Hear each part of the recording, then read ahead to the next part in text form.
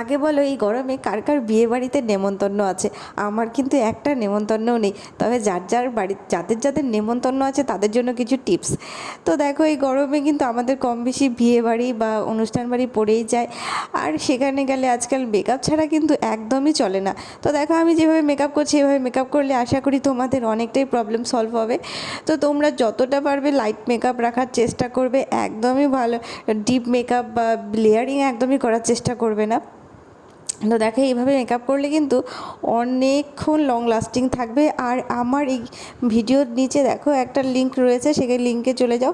তোমরা কিন্তু এই মেকআপ সংক্রান্ত অনেক টিপস পেয়ে যাবে, যেগুলো আশা করি তোমাদের সামনে বিয়ে বাড়িতে অনেক অনেক কাজে লাগবে।